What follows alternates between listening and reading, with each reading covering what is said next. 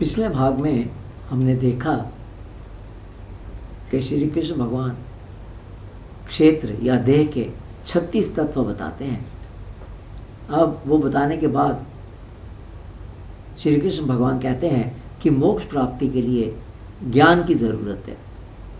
ज्ञान क्या है ये कोई नहीं बता सकता, परंतु ज्ञानी व्यक्ति के लिए के लक्षण क्या होते हैं, जो ज्ञान जिसे प्राप्त हो गया उसके लक्षण क्या होते हैं वो बताए जा सकते हैं। तो कहने का ये मतलब है कि हृदय में यदि ज्ञान आ जाए तब शरीर पर उसके लक्षण दिखने लगते हैं।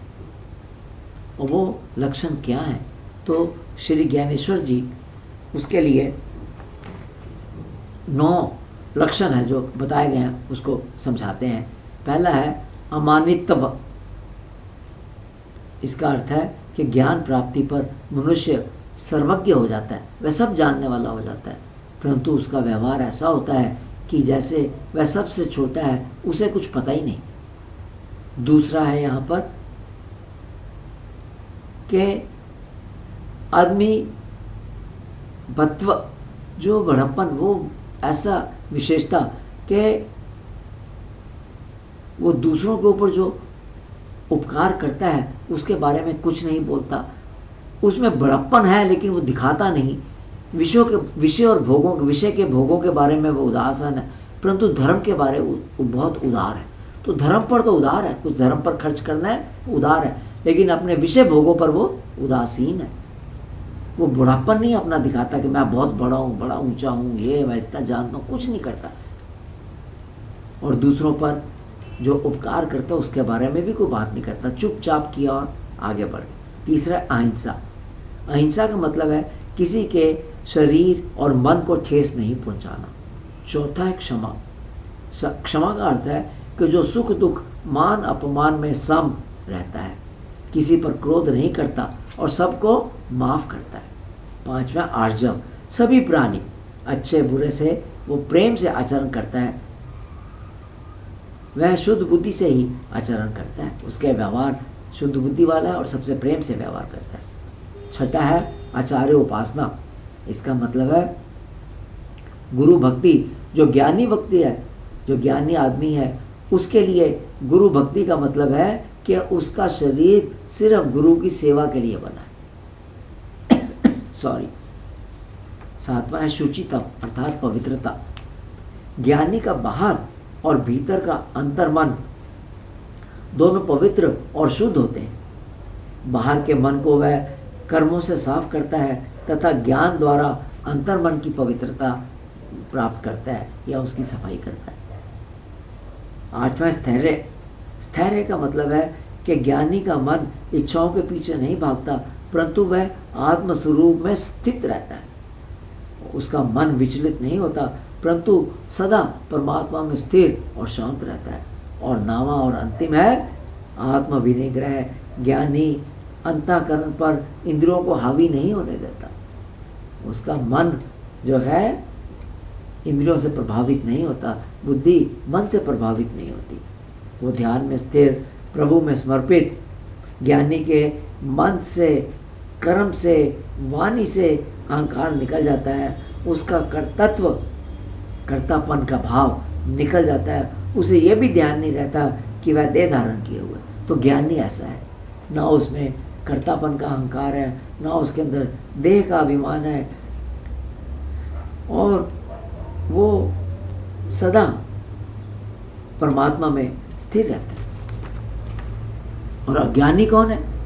अज्ञानी वो है जो गर्व करता है, घमंड में चूर रहता है, शरीरों को पूजता है, निंदा को सहन नहीं कर सकता, गुरु सेवा उसे पसंद नहीं, पाप करने से वो जरा भी हिचकिचाता नहीं, अंदर और बाहर से अशुद्ध है, स्वैराचारी अर्थात वो अपने मर्जी से आचरण करता है, उसे शास्त्रों से या किसी और चीज़ से लेना देना नहीं है, तथा विषय भोगों में हमेशा डूबा रहता है। ज्ञान और अज्ञान बताने के बाद अब श्री कृष्ण बताते हैं ज्ञेय क्या है। तो श्री कृष्ण भगवान कहते हैं कि पर ब्रह्म ही ज्ञेय है, जो अनादि है, जन्म रहित है, जिसे जानने से जीव अविनाशी होता है। ये सर्वत्र है, हर जगह, सर्वव्यापक, सबको धारण करने वाला, सबका आधार है, अत्यंत सूक्ष्म। उत्पत्ति काल में यह सारी सृष्टि का निर्माण करता है, स्थिति काल में इसका पोषण करता है और प्रलय काल में यह सृष्टि को अपने में लीन कर लेता है। यह सूर्य वगैरह को भी प्रकाश देने वाला है, इसे ज्ञान से प्राप्त कर सकते हैं। इस तरह अद्वैत ब्रह्म को परमात्मा को 4 भागों में बांटकर समझाया गया है, अर्थात क्षेत्र, ज्ञान, अज्ञान और ज्ञ। अब श्री कृष्ण भगवान बताते हैं कि जो क्षेत्र है उसे प्रकृति भी कहते हैं तथा क्षेत्रज्ञ को पुरुष कहते हैं। जो सिर्फ सत्ता है वो पुरुष है तथा सारी क्रिया प्रकृति करती है, कहलाती है। श्री कृष्ण कहते हैं कि प्रकृति और पुरुष दोनों अनादि हैं। सब शरीर रूप पदार्थ और गुण, 3 गुण है, सतगुण, रजगुण, तमगुण। तो जितने शरीर रूप पदार्थ हैं और जो तीनों गुण हैं वो प्रकृति से पैदा हुए हैं। कर्म, दूसरी बात कर्मों का कारण, और तीसरी बात उन कर्मों का कर्तृत्व। ये तीनों का पिता प्रकृति है या माता प्रकृति है। तीनों कर्मों का कारण तथा कर्मों का कर्तृत्व, ये तीनों चीजें प्रकृति से पैदा होती हैं। पुरुष इनसे बिल्कुल अलग है, परंतु अविद्या के कारण पुरुष प्रकृति से संबंध जोड़ लेता है।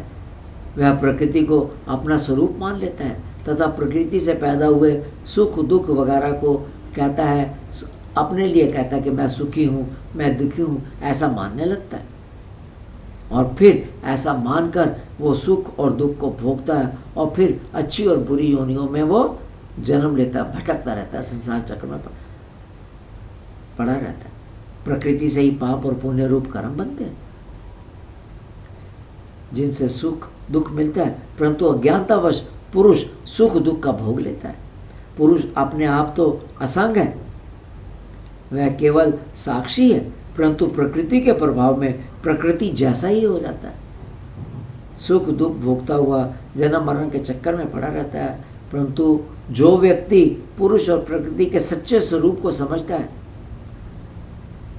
जो ये मानता है कि पुरुष तो साक्षी है और कर्म इत्यादि ये सब प्रकृति से होते हैं, तब ऐसा पुरुष प्रारब्ध के अनुसार व्यवहार करता हुआ फिर जन्म नहीं लेता।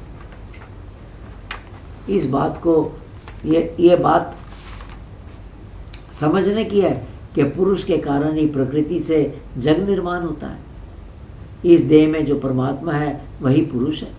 सारे प्राणी मात्र में परमेश्वर का नाश ना होने वाला अंश है। हम सब में परमेश्वर का नाश ना होने वाला अंश है, और जो इस बात को समझता है वही भगवान को प्राप्त होता है। परमात्मा अनादि और अविनाशी है। वह शरीर में तो हैं, परंतु वह कर्म नहीं करते या उनसे लिप्त नहीं होते। जो क्षेत्र और क्षेत्रज्ञ के फर्क को समझ लेता है तथा अविद्या रूपी क्षेत्र के स्वभाव को खत्म कर देता है, वो मोक्ष प्राप्त करता है। परमात्मा शरीर में रहते हुए भी प्रकृति के गुणों से लिप्त न होकर शुद्ध स्वरूप ही रहते हैं। ऐसा कहना ठीक नहीं कि आत्मा देह के अंदर है। आत्मा अपनी जगह ही है। आत्मा शरीर में प्रतिबिंब के रूप में अंतःकरण में रहती है। आत्मसत्ता पर देह बनते हैं और नष्ट हो जाते हैं। पुरुष देह में रहते हुए भी उससे अलिप्त है। वह प्रकृति के कर्म में भाग नहीं लेता, वह स्वयं पूर्ण है।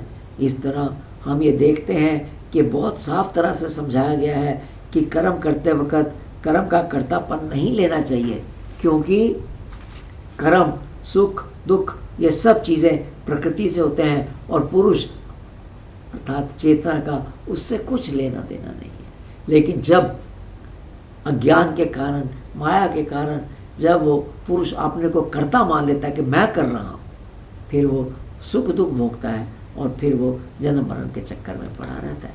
तो ये यहाँ समाप्त करते हैं। सुनने के लिए धन्यवाद।